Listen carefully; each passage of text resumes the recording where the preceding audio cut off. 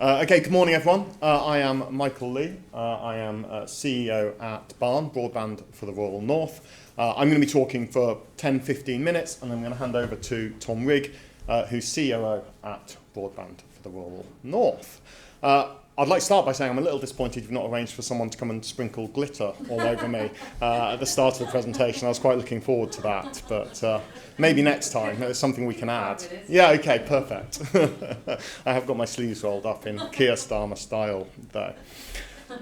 So I'm going to start by spending sort of 10-15 minutes just talking about what B4RN is, the origins of B4RN, sort of where we came from, but how that really reflects and impacts what we do today. And what we're going to do tomorrow, how the sort of where we came from really impacts and feeds through into our strategic choices and our operational choices. Because we've got a bit of a different story to tell, I think.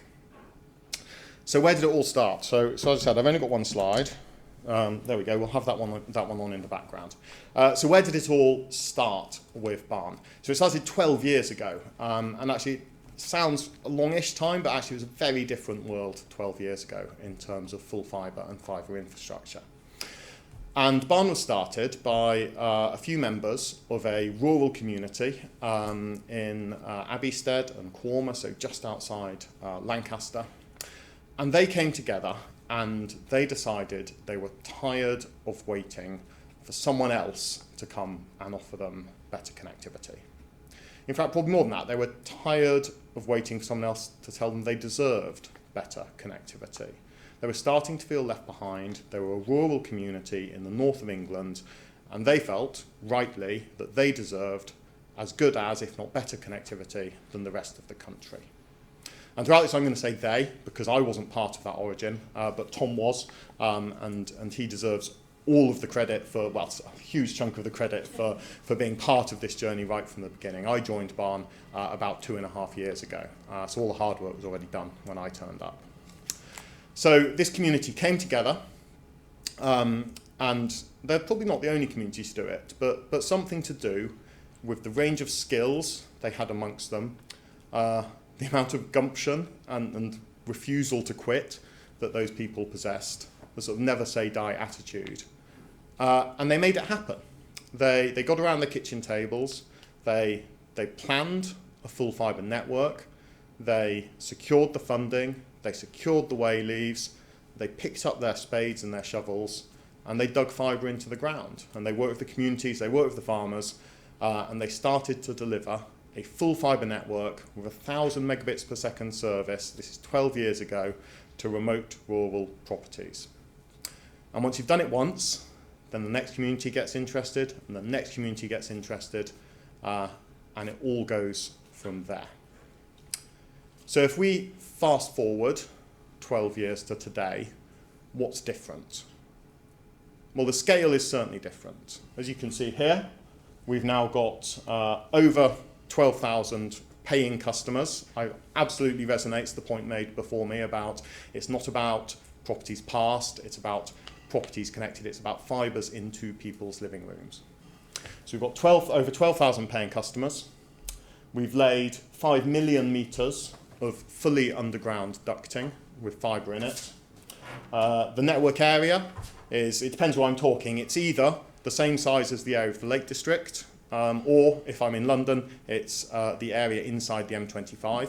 So we cover a contiguous area the size of the M25 in the north of England, over which those 12,000 customers are spread. And we've done that with 5,000 individual community investors. And I'm really proud actually of this one down here. 220 community assets. So that's village halls, that's village shops, that's places of worship, receiving free connection and free service. And that includes 44 rural primary schools. And some of those primary schools were paying £3,000, £4,000, £5,000 a year for their service until we turned up. So you don't have to be a mathematical genius to multiply £4,000 by 44 and understand even just to those primary schools what that means in terms of their budgets and giving that money back. So that's what's changed over the last 12 years. But actually I think what's also really important is to talk about what stayed the same. How did those people who came around that table 12 years ago, How did the choices they make influence what we're talking about today? And actually, you don't have to look very far to find it. The first thing to say, if you don't know, is that Barn is a community benefit society. We do not operate to generate a profit, and any profit or surplus in our language that we do generate has to be invested back into those communities. So effectively, we are owned and operated and run by the communities that we serve. Secondly, the mission at the top there.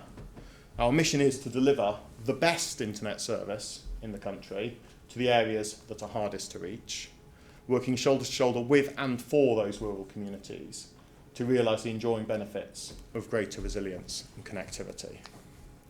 And there's a few bits in there I think really stand out. It's the best internet service. It's uncompromising. We're not here to do good enough. We're here to do the best we can. And that really comes from the fact that our customers are also the owners. They own the network. They own what we're creating. So we are creating something to give them the best service. And then resilience and connectivity. It's all about the enduring benefits of those things. It's not about building something good enough that will last 5, 10 years. It's about putting infrastructure into these communities that will change those communities for the next 25, 50, 75 years, which you get if you have full underground fibre network that is resilient, is weatherproof. You know, that fibre will still be delivering service. It's just the boxes on either end of it that will change. So I've talked a lot about the community and how that is at the heart of Barn.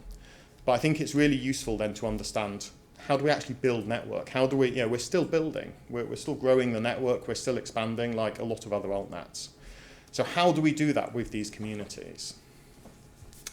So a standard model is a community will come to us, or we will approach a community. And as long as they're the right sort of community, they're the right rural community, the right density of properties, and by that I mean lower density, normally more than higher density. Then we'll look at that community, and we work with the government voucher scheme. Now I could spend an hour up here just talking about Project Gigabit and the voucher scheme, but I won't. But what I will say is we believe the voucher scheme is the right answer for rural communities as opposed to procurements. My personal view is that procurements are a fantastic way of paying someone to build fibre network close to people who may not want it, whereas the voucher scheme is a fantastic way of building fibre into the living rooms of the people who do want it, because you only get that voucher once they're taking service. So if you actually want to see people using the infrastructure, then the voucher scheme gets you there. So we'll look at a community, we will assess, we will predict uptake, we'll look at how much it's going to cost us to build, how much we think we will get from the voucher scheme if we build in that community, and then the community itself will raise funding to cover that gap. Now this isn't money that they're giving to Barn, this is money they're investing in Barn. So if you invest in Barn, you become a shareholder. That means you get a say in how Barn is operated, how Barn is shaped, what we do next. Your investment is, you don't get a big dividend, you get paid back 5% a year. So that's not enough, we're not here to help you make money from that, but it's enough to stop you losing money. Whereas the investment, we want people to think of that as an investment in their communities. The investment they're making is in the community, and they'll get paid back 5% a year, so as not to lose money on that investment. So once we've got the sign up, and we've secured the voucher funding, and we've secured the investment for communities, we start building. And the communities, again, are absolutely at the heart of that. They will walk the routes, they'll secure the wayleaves, they'll speak to their neighbours, they will drive sign up, and they will, as we plough the ground, as we lay the ducting, as we blow the fibre, they'll be part of that journey, all the way through to helping at the end. Right when you get to the end and we have, when you have technical problems, you have help desk problems, do I need a mesh, do I need a router? The first port of call, yes, we've got a help desk and they're fantastic, but half of those questions go straight into the community because they're the people who've been knocking on their doors and they help each other. And that is what a community network looks like. And the deal we make with the community is we will offer a connection to 100% of the properties in that community. If that means going 5 kilometres up a single track road to a farm that's got no running water and no power, then we'll do it. And we have done it. And there is a farm, we've been there, 1,000 megabits per second internet, 5 kilometres up a track, gets snowed in for most of the winter, no power, no water.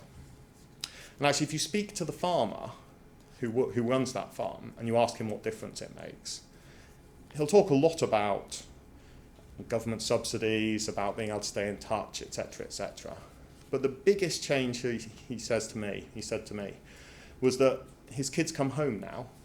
They no longer come home for Sunday lunch and then go back to Manchester or go back to London. They'll come home for a week and they'll work for a week from home because they can see that they can come home and stay at home and they can see a future in those communities because now they can do the high-skilled jobs they want without having to go to the cities. So it really gives them a view of the future in those communities as opposed to just draining all the talent out of them. So that's how we build the network. But actually, again, talking about Barn and about where we came from and our mission, I think it's also then worth reflecting on how this affects our strategic choices, not just what we do day to day, week by week, year by year, but what does the strategy look like? And really that comes back to this concept that we are trying to build an asset that the community own. We're not trying to deliver a short-term profit to some external investor.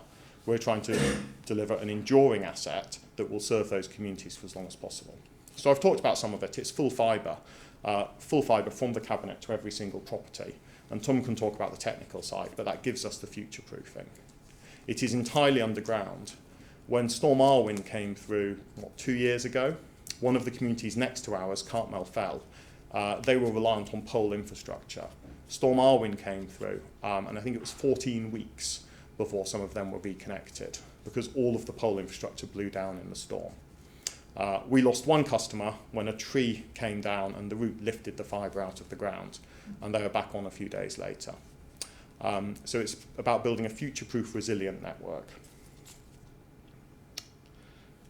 And again, it's about offering the service, 1,000 megabits per service to every customer. There's no tiered service, there's no this person can pay more so they get better. It's about making sure that everyone in that community gets the same. Everyone in that community invests in Barn whatever they can. They help with Barn. They do what they can, whether they're good at securing way leaves, whether they're good at knocking on doors, whether they're good at helping the route planning. And then at the end of it, they all get the same for £33 a month, 1,000 megabits per second service.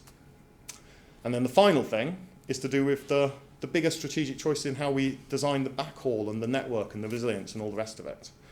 And I'm not the person to talk about that, but Tom is. So at that point, I'll hand over to Tom. Very good. Thank you, Michael. I think what I'd like to try and do is offer a little bit of a deeper dive into some of the the way that we build the network, the technology choices, etc. Michael's given a great overview of Barn and what we stand for, which is great. I do have slides, so I've got a lot of things to go through, and hopefully it'll be interesting for you. And quite interested if at the end if you do have questions about all of this, because it is a bit of a radical difference to what you might see in the commercial space of building networks. Okay, so I want to talk about the problem a little bit. Michael started on this. We were 2011 when everything started. That gives you an idea about where we are, so the north of England. And it started very much so in one community deciding to solve the problem. But the problem is still there, right? 12 years on, it's a little frustrating to think it, but the problem is still there. There are still communities out there that are only getting 1 megabit, 2 megabit, or whatever it might be. And they haven't yet received gigabit connectivity or anything close to it. Okay, so that's where we operate. And the problems that this generate in these communities is the modern world is very well connected. And if they can't access that, 12 years ago, it was different. Now it's even more so that people will be, not be able to join society in the same way because everything is done over your mobile devices now. Even just doing your groceries, etc. That's all, you can do that on your mobile devices. And even telephony, being able to connect to the world, that's all changed, right? So that's where we are. That's where we operate in the north of England. It's over a very, very big spread area, as Michael mentioned, which means very long distance lines to all the houses. I'm going to talk about that in a minute, or now in fact. So what Michael said about engaging the entire community is actually one of the fundamental parts of how we go about the build. So what I've demonstrated here is quite a rural space. You might not be able to see very well, but you can see the terrain, a lot of hills, a lot of distance to the properties. This community here, there were 3 property areas. Leckfell Farm is the one Michael mentioned, which is on the hillside, and for 3 properties, 12 kilometres dig to actually get to them. And if you look at the community further down the hill, you can see the routing, etc. It is closer together. But what would you do? Would you go and connect the cheapest possible in that community and then say, look, I'm sorry, it's too expensive to reach up the hill? What we've chosen to do in all of the areas is say, look, collectively as a community, let's come together. So all of you will spread the cost of reaching the people on the top of the hill. So they don't pay the 40 or 50,000, whatever it might be, to reach these farms on the top of the hill. They will invest the same amount as all of the rest of the community, and they will pay a connection fee the same as anybody else in that community. So then they don't have to pay the astronomical costs that perhaps they may face by bringing commercial fibre up. And we also don't use fixed access wireless. We don't use 5G or anything like that at the moment to connect these. Everything is under the ground. So we have actually dug all the way up their access track. Okay, and I'll talk about the different build methods that we use. But for all of these properties, there is an underground fibre going all of the way up that hillside. And the local community came together to support that. And that's one of the fundamentals that we go into every area and say, look, let's define the geographical area that we're going to be going to, planning the network. Okay, a lot of these areas will have a little village. They will have very rural properties in there. Some of them have smaller towns, which could be 1,000 properties or so, but most of them are less than that in these rural areas. So in that example, you can see on the left-hand side, there's a lot of hills, and on the right-hand side, you start to get into the valley. And so you plan your network with the community to say, where are we going to set the boundary? There could be a geographical boundary, there could be a political boundary. There might be a point where there are no more properties to reach. Okay, you could be onto the top of the fells and there are no more properties left.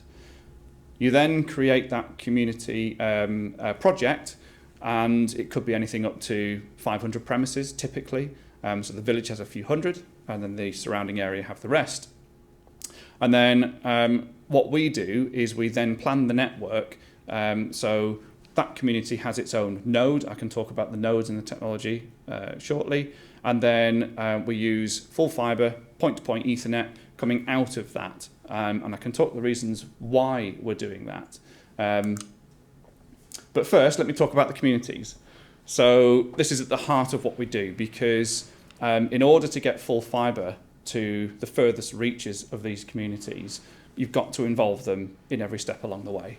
So rather than thinking of them as customers or trying to get them a little bit more involved in just leafleting for the network, etc., of course we do that, but actually bring them further in, deeper into what you're doing, and they will be an absolute asset.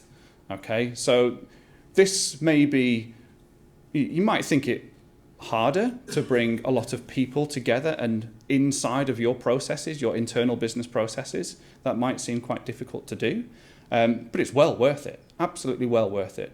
Every community is different. They have a whole raft of different people and skills, and the key to it is to figure out what all these different people can do in their own communities and harness that, and then give them the rule set to work to, if you like, and then let them go and do it. And so, what a lot of people see is, the picture at the bottom left, which is everybody lined together. They've done all the digging, the services are alive in the area, etc. But actually, underneath of that, there's a huge amount of work that they put in. All right, and same for the staffing, etc. But if you take the time and effort to help train, help these people understand what you're trying to do in a full fibre network, get them to understand the technology, all of the different issues you face. So you teach them about how to do it, and then you push all these people out there. They will solve the problems, right? So they figure out the routing, for example, is a good one. We build 90% agricultural, about 10% in the road, in streetworks. And the secret to it is the further you go into these communities and the deeper you connect to these people, the more information comes back. So none of this automation of driving a vehicle down the side of a road with cameras on the top, which will then feed into your automated network planning tool, which will then give you, here you go, this is how to build a network. None of that, thank you very much. Instead, invest all of that time and effort and money into that deep connection with these communities, because they will know exactly where that land drain is, when it was put in, what the materials were used and how deep it was. They will be able to stand on top of it and tell you it is here. And then you can avoid the different things that are in the agricultural land to say, well, this is the best path to take the fibre. And when we're installing it, you have less issues on the ground. Okay? And this is all about gathering way leaves as well. You don't go in and saying, please, can you sign a way leave? You say, how can we get to your property? And once we've reached your property, how can we get to the next? Okay? Figure out how you're going to do it first. Bring them on board with that.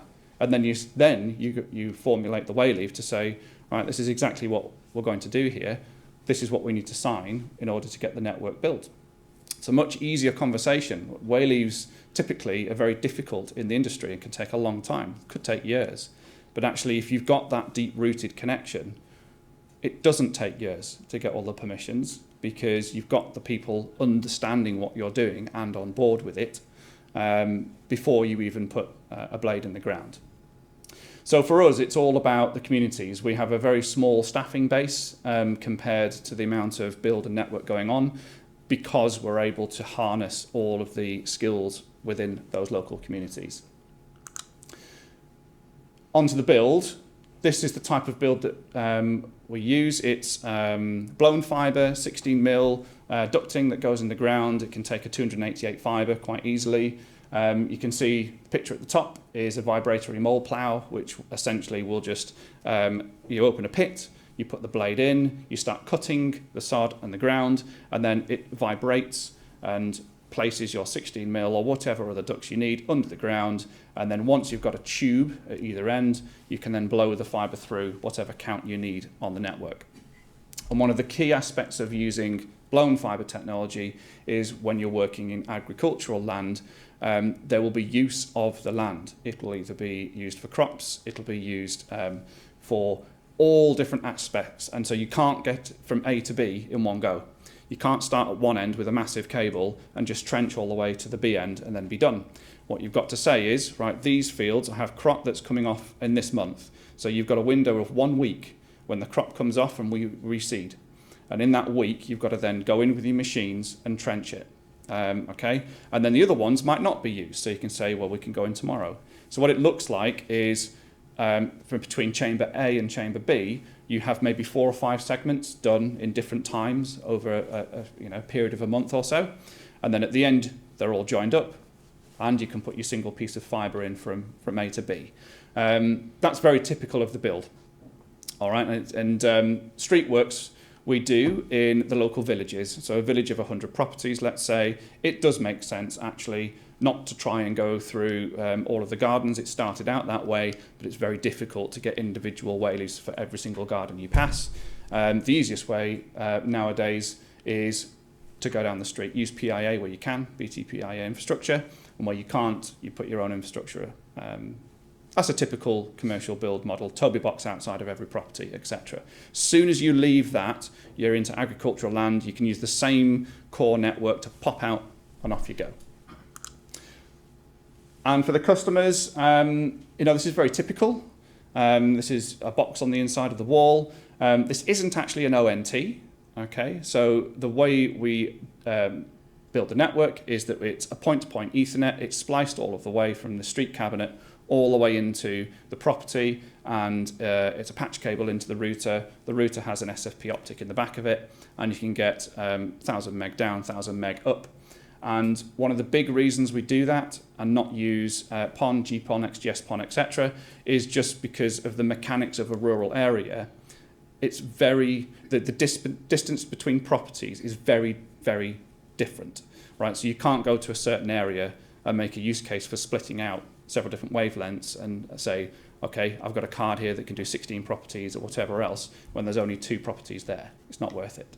So, when we look at a cabinet, one line could be 500 meters to a property, the next line could be 10 kilometers to a property, the next line could be 20 kilometers to a property, okay?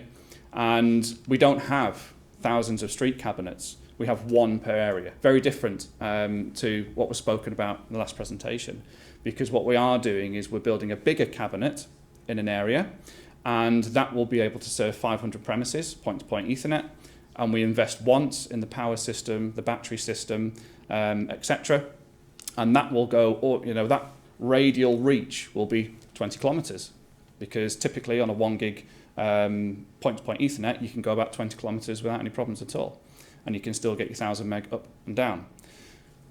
So that's what you'll see in the customer premises. We have a very small fleet of router types to keep it very simple. Currently using the Zyxel fleet of routers, but the point is to get an SFP cage in the back of that router and cut out as much patching as possible, and it's spliced the entire way to keep the losses low. And it's all underground. So on the technology, and this is going back to providing the best service we can, because it's community money, we can make the choice to say, well, instead of doing it as cheap as possible, just to get going straight away and get it all in, why don't we make the choice to put the technology in that will last the test of time? And that's what we're doing, is building the core network all the way from the data centers in the north, all the way to the customer premises. We're making sure that path is clear, it's under our control, the technology we're using. For example, here, that's a 10 gig router. So again, point to point, 10 gig, the optics are very cheap, the routers are very cheap, and you can get 10 gig service into the house. Not many people need it. They don't need it at all, really, right now. But it's there. If somebody wants it, they can have it today. And it's just uncompromising. It's a case of, instead of trying to figure out how you can contend the network, how you can, put the least amount of equipment in to sell the service that you're offering, the different tiered services, why don't you flip that on its head and say, okay, well, we'll offer one single service package, the gigabit package, and make sure it's as uncontended as possible. So throughout the core backbone. And something else to point out is our trunk network and distribution network follow the same path. And what I mean by that is, instead of going from town to town with a trunk network to then light the street cabinets, what we're doing is we're taking that trunk network and we're overlaying it on top of the distribution network. So from one community to another, the line will go a very long distance and it will reach the next community. And what we're doing is we're putting our trunk links onto that fibre. So you're not building a trunk and then connecting, you're building the trunk and the distribution as you go. Because it's our own dark fibre, you can put whatever optics you like on the end of it. So talking about operating the network, we are actually our own ISP as well as building the network. So in the industry, you tend to see a lot of people who build networks, and you tend to see people who operate the networks. And then, you have a wholesale option, and you can join forces, and so you can sell the service over the top. What we do is we actually build the network and we operate the network. Okay, and this is quite important because, again, going back to the choices we can make sure that the service we're selling, we understand and look after the entire path all the way back to where the content exists. So for you loading Netflix on your phone, I can tell you exactly how you're getting from your device through our network to the Netflix caches. All right, and we can understand and make choices to make sure that that path is always the best. Okay, it's not asymmetrical, it is symmetrical, and no matter what you're doing, you can make sure that the customers or whatever they need, they get it. Now, that's nothing against using the wholesale model and the way the industry works. It works. But what if you could make those choices yourself and be in control of it? why wouldn't you do it? And the community support this, right? Because if you're making all of these choices for the best benefit of those people in those communities, they will back it. If you start to go on a different path and say, look, we'll do this a different way, we might need to use third-party operators to get to certain elements, we're going to cut costs here or there. That's not what they're after. What they're after actually is to be able to get the best service. So there's a couple of examples on the right-hand side. That's our street cabinets. So layer of switches at the top, layer of patch panels at the bottom. It's super simple, very, very simple. All of the patching, single fibre to every single property. There's actually 2 fibres in the cable because it's no cost difference between trying to get a single fibre and a 2 fibre down one 7mm duct. 2 fibres to every property, one is lit, bi-directional, point-to-point Ethernet. And from there, we can plug the backhaul, which of course goes down the same cables back to our main core network, which then reaches the main data centres, which I'll talk about in a second. And that's the example at the bottom, which is one of our Juniper core network routers, which connects into the wider world. And yeah, it's just great to be in control of that entire, all of the different layers. So this is what we're calling the Halo project. Now this may seem a little extreme for a community benefit society to put something like this in place for 12,000 live customers. But what this does is it gives us the ability to build a core backbone which links the data centres from Manchester up through past Penrith into Newcastle, back down to Leeds and into Manchester again. And what we're doing is we are using Zayo's dark fibre, and then we are using smart optics as fibre drivers to link up, and we're using Juniper for the routers and the switches on top of this to build the backbone network. Now, sure, you could outsource all of this, right? You could go to another company and say, well, I need a tail here, I need a service here, and that'll do. That'll get us linked into the world. But actually, this is an opportunity for all of this rural area, not just residential, but business to business, education, etc., to link into this network and get, what they're doing is they're getting service from a community benefit society, which is acting to provide the best service it can rather than for profits. So what we've done is we've actually engaged with a lot of clearly the primary schools, they get free service. There's also secondary school, other higher education sites, universities, etc., which are on, in rural areas that can access this network. And they can do great things with it. They can innovate with it, right? So there's, when they're talking to us, it's not as if there's a fixed commercial model. That's all you can access. Actually, what they can do is they can talk to us and say, well, what could we do with this? For example, universities are interested in research and development. Well, if they've got an operator that's being able to operate at this level, and they can start to get insights in, well, can we put a testing link in? Or can we do this? Or how about, there's innovation in the 5G space right now. What can we do there? Those are the sorts of things that can be done to benefit those communities. Fixed fibre is one problem. What about mobile telephony? What about other problems in these communities?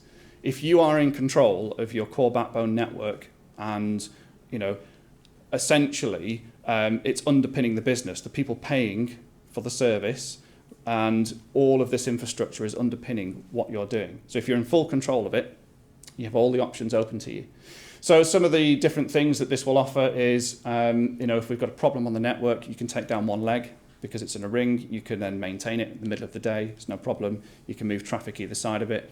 You're not having to think about the traffic path going various different ways. You know exactly what you're doing. Automatic failover in there, etc., to make sure that the service to the customers is always on. Do people really need a gigabit? Perhaps not. What they really need is solid service, stays online as long as possible, highly available. So just a little bit about some of the equipment we're using. This is the Smart Optics DWDM equipment. This is the 400 gig coherent offering that they have, and that's what we've chosen to go for. We made the decision when we first started Barn, which was 12 years ago, to use DWDM with 10 gig technology. Back then, we didn't need 10 gig at all. We had a 1 gig transit service at that point. But in order to put the 10 gig in, we had a 40-channel MUX demux, which could do 40 channels of 10 gig. We lit a few in the early days. And what we could do is actually run that for several years. You can run it 7, 8 years, and you can expand into it. Absolutely fine, no problem. We're doing the same again now. So we're doing one 400 gig channel for all of our backbone today. But in the next 7, 8 years, we can grow into that. Okay, and as I said, with all the different opportunities with the education sector, etc. out there, we've got all those other 400 gig channels available. Okay, we can set those up in any which way we like. But talking about the smart optics gear, it really is magic nowadays. For those of you who know about DWDM, a long time ago, what you'd have to do is you would have to have a modular setup. You'd have your MUX demux, which you could put your line into, which would then split out your different wavelengths. From there, you would need to read what transmit levels you were receiving at. You need to attenuate that, and so on and so on. And you would need a specific booster, a preamp, and you would need to deal with your dispersion compensation on the network. That was all calculated and the modules hard-coded and put in. Nowadays, with this gear, it's all done in that top chassis. It's 1U. And in there, you've got everything. You put your line in, and then it's going to detect what it's receiving at. It's going to have a link to the other end, so it can figure out what the transmit and receive needs to be on the line. It's then going to figure out each individual access optic, what that's going to be receiving at, what attenuation it needs to be. It does everything for you, which in one way is a shame, because I like upskilling engineers and having them understand what they're looking at. And all our engineers are skilled to be able to deal with this. But once you have this piece of equipment in, it's plug and play, which is absolutely fantastic and it's magic. But at the same time, there's something to be said in bringing more people into this industry and skilling them up so they know how all this gear works. And so, you can look at any telecommunications network and you can have insights into how all that's going to work. And so, yeah, absolutely magic that you can go from a platform that does 10 gig to now a platform that does 400 gig. And it's coherent, which, as mentioned briefly in the last presentation, actually what you're doing then is you're looking at your signal down the line, and you're actually looking at different segments of that signal. You're shifting the signal. There's a huge amount of technology that's gone into this to allow you to get 400 gig down one wavelength. It's just amazing. And then there's 40 channels of those by default on this gear. And then what we plug into that is the Juniper Networks equipment. So this is all about running the backbone. And again, you don't need to go for something like this for a smaller project, etc. But for us, what we decided to do is this equipment will use only a handful of ports today, but actually what it will do is allow us to grow into it in the next 7 to 8 years. More customers coming on the network, more opportunities in connecting B2B people in the education sector, as I said, etc., connecting into this gear, and it will run without a problem at all. This gear is absolutely fantastic. So what we've got is the MX304 in the top. That will go in the data centers. That will connect into the wider world. This is where you plug in Netflix, Amazon, Microsoft, etc. You plug all those in, and then you'll distribute to the rest of our network using the boxes just below that, which is where you have your backbone on the Zayo fiber, and you can then spur off into the rural communities and connect in. And these guys have got a huge amount of capacity in them. I think it's 4.8 terabits of capacity in these guys. Okay, so it's the decision that actually what we're doing is putting all of this gear in, seeing us for the future. Invest in it now, and you'll see the benefits into the future. I'll probably rattle through that quite quickly, but there you go. Any questions, folks? Hello. I'm Adam. I got a question for each of you, but I'll go to you first, Tom. Yeah. What's the average bandwidth consumption, if you're allowed to tell us, for your customers in your network? How much of the gig are they using? Next to nothing. If you look at the average, it's only, probably, depends how you measure. but it's probably only average of 2 or 3 megabits, something like that. It's really, really low. But the point is... So it's a headroom in the network. Bursting. Yeah. The thing is bursting. So your average usage is very low, but what you tend to see is events happening such as football gets released as a Premier match, whatever it is. That's becoming down the fixed line. You've then got gaming, which is actually very big. So for the Xbox nowadays, you get your gaming pass. You download a 300 gig game, get bored of it, you delete it, you download the next one. So it's really about being able to do that quickly. So if they want to get a game, they can pull it down at a gig.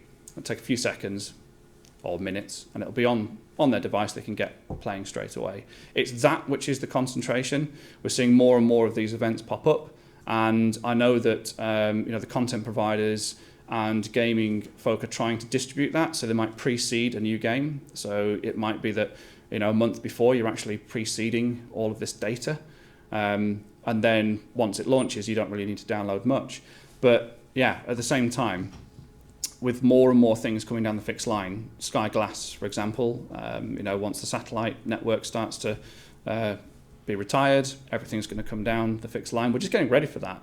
What we did is we monitored the usage over time. So for the past 3 or 4 years, we've seen a ramp up in the average usage. Although it is still quite low compared, it is actually on the rise. So yeah, it's building in the bandwidth now that these things can just happen, and it's not going to hit the edges. Cool. I forgot to say who I am. I'm Adam from Technetics, by the way. Yeah. Next question is for Michael. I've been around the block, worn different hats. What's it like being a community-oriented nonprofit broadband operator when all of your competitors and maybe collaborators are actually for-profit, sometimes mega corporations, sometimes startup funded altnets? I should imagine that's a pretty hairy ski run to go down. I'm curious, what's it like? So I think the first thing is there's a lot of people we talk to who just don't understand why we do it, if that makes sense. I don't think it's unfair to say we've been at a few dinners and sat next to a few people who sort of look at us and say, well, how are you going to, where's your shareholding? How are you going to make your millions? And the answer is we're not. That's not why we're doing this. And I think for some people that just doesn't compute, but we get the value from sort of working with the communities. I think actually talking about how we do business, the biggest issue I think we have as a community benefit society is because we do exist, we're not just off on a fringe, we're somewhere way over there in terms of how we operate and our operating model compared to the rest of the altnet sector and the rest of the operators. So what that means is when we're having conversations, with BDUK, with DCIT, the governmental departments on who's funding which we rely, our model, because it is so separate, trying to come up with a funding solution if you're a government department that will service the majority often means someone like Barn in the side. We always run the risk of being a casualty just because we are so different. So actually what we have to do is and sometimes we succeed and sometimes we fail, but we have to try and have a lot of influence. We have to punch above our weight in terms of the level of conversations we have within government, I feel, in order to, and we basically just have to keep reminding people we exist, because it's quite easy to forget that Barnes exists, develop a solution that serves 95% of the altnets, and we risk being left behind. Does that make sense? Thank you.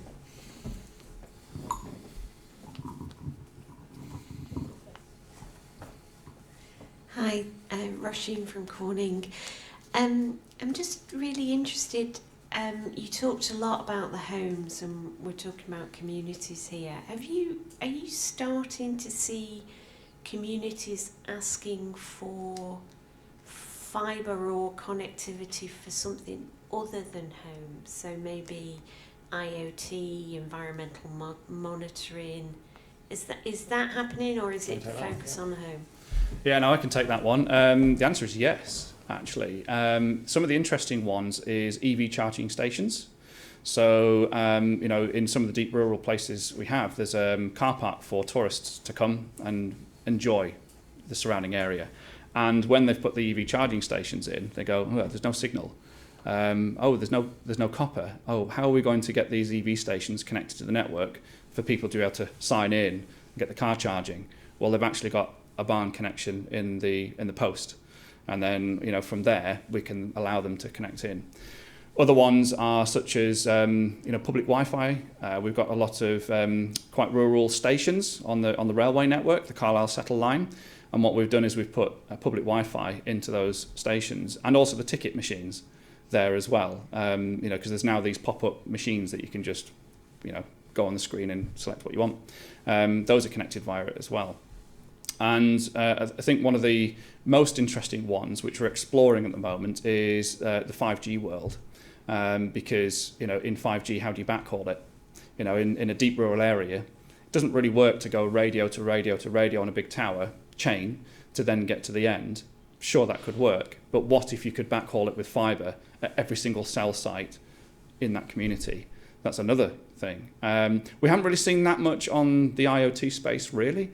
We have a few people who are really into that, and they've sort of got everything you can quite imagine in the home connected. But yeah, one of the interesting ones, however, is if you think of a farm and the area of land that covers, and you've got your farmhouse, you've got your various barns, how do you secure all of that? What we've done is we've run fibre networks to some of the entrance points to these farms, to some of the buildings to do CCTV and cattle tracking. So you can actually see what's happening with your livestock. Some of them even have heat sensors, so you can tell what temperature everything is at. So those sorts of things are really quite interesting. But yeah, if you think about that, what we've done is, as we've brought our fibre through, we've also spurred off to the places, the other barns that, not a property for somebody living there, but there are other reasons to have fibre there, and we've done that too. Yeah. Hi, Laura from VRV. Do you Hello. think the same model could be applied and be successful in a more urban environment? It's an interesting question. The thing is, communities exist everywhere, right? It's them identifying what the problem is and coming together. And what you tend to find is in most urban environments, most of the time they have enough connectivity, so it doesn't seem as big a problem, and they just assume that everybody else is going to sort it for them. Whereas if you're in a deep rural community, you have that idea that nobody else is coming, so they tend to come together. So there shouldn't be a reason why, because communities exist absolutely everywhere, but it's a case of them identifying that as a problem and wanting to do something about it. And from there, it could work. Thank you. One or two questions. The actual funding, when you talk about community funding, are we talking about the actual village council or individuals? Yeah, individuals. So some individuals will invest £1,000, some individuals will invest £20,000 or £50,000. But we work, it depends. We go to the community, we give them investment target, and across that community, the individuals are asked to come forwards. If there are grants available, we will work with grants. We absolutely will apply for grants on a local scale, but the vast majority is individual investment. Is there any actual guarantee for these people in Oh, what? terms of their investment? In terms of if we effectively cease trading, only that we have a network that's worth more than the shares that we owe effectively. So if it was to get to that point, you can see from the books that effectively we'd sell the network and be able to pay back our debts. Okay, the next question, I guess, is most of your work seems to be in rural Lancashire. Are you interested in moving into other areas in the UK? And from the maps, we're the contiguous network is Lancashire, is Yorkshire, is Cumbria, and is Northumberland. So we're currently actively building in Cumbria, Northumberland, and at the southern edge of our Lancashire network. We also have some pockets of network in Cheshire and in Norfolk. So we do have some small additional network elsewhere. Effectively, we focus on growing the network contiguously. That's the right thing to do in terms of the communities we work with and in terms of the environment we work in. We do. I mean, there are certainly some other operations who've set up using the barn model, and we offer effectively unofficial support to them. So we'll offer them advice, we'll offer them coaching, we'll offer them, help them design what they're doing. So we're more than willing to support sort of barn replicas across the country, but we're not looking to take over the world, just the north. Well, that's a bit of a shame, because about 18 months ago we had a nice presentation from Broadway Partners on their work in rural areas of Wales, including, unfortunately, my own house, which they got as far as getting all the funding in terms of vouchers. They actually, I think, put in the first cabinet for their system, and now they've gone broke. Yes, they've been bought out, haven't they? Yeah, they have. Yeah. So we've not heard much about the bought out bit. okay. No news. So if they've been bought out, then I can't invite you over. Thank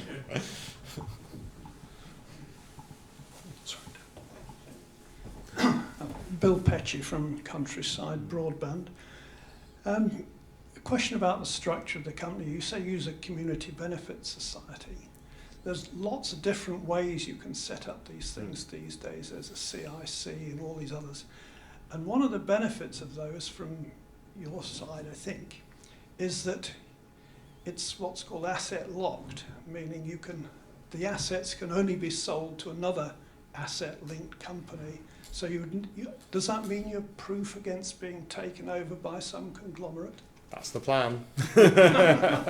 Good. Yeah. So the network could be sold, but it would have to be sold for the benefit of the community and through a vote of the communities. So effectively, back to the model and the strategy. When we look at sustainable growth, we're talking about building in very hard to build areas. And then delivering up to 50% connections to the properties that we do pass. So in terms of our existing network, we have a high level of uptake in a hard place to build. So hopefully we're quite well protected against overbuild, because it wouldn't be attractive for another supplier. And yet in terms of sale of the network, our structure as a community benefit society means that's effectively very difficult to push through. While I've got the mic, Yeah. let me just ask another one, totally different. When you're putting these ducts into farmland, how deep do you go? Yeah, I can answer that one. We tend to go 450 to 600 deep, and the routing we choose is away from a lot of the activities that happen. So another benefit of getting all of the insight from the landowners is they can tell you where they work. So where they're ploughing, they're subsoiling, and they're doing all of the major works, you can stay clear of it. Because if you actually look at it, there's quite a few paths, not paths as in a path, but there's quite a few ways to get through land that avoid anything. And it doesn't get touched for a long, long time. And you find those routes through, and you make all of the effort to install it once, and then you don't touch it again. But yeah, 450 to 600. Any deeper, and it's going to be difficult to try and dig up if there is a fault. If you're having to go a metre down, that's actually quite difficult. And if you go any shallower, then disturbance can bring it out. So if you go 300 or less in agricultural, it tends to, you're near the sod, it's going to come out. But yeah, 450 to 600 seems to be the best depth.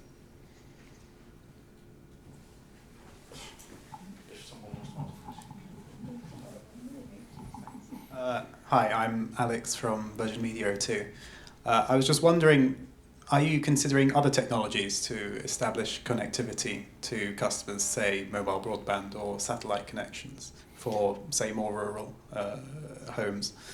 Yeah, it's a good one. We've considered everything, okay? And the reason we chose full fibre all of the way is you can make a compelling case to the people who you're connecting to say this is a long-term asset. So sure, you could find a place where you could put a point to multipoint, you could put Wi-Fi out to some of the hardest, longest lines and say it's done. But the problem is, anybody who works in the wireless industry is those pieces of kit need maintaining, they need replacing, they degrade over time because they're quite high above the surface, etc. And satellites, you've got to keep, well, low Earth orbit is quite hot at the moment, but you've got to keep your satellites up in the sky. I think there was about 5 to 7 years, I think it is, before they've got to bring them down and relaunch. But with the fibre, you can tell them, look, spend the effort, put that in the ground, you don't need to touch it for 75 years. It's done. And so they're actually attracted by that. Rather than getting connected with 100, 200 meg now, they want to wait and be connected with a gigabit through fibre. And they all, as a community, they come together and say, no, we want that option, please.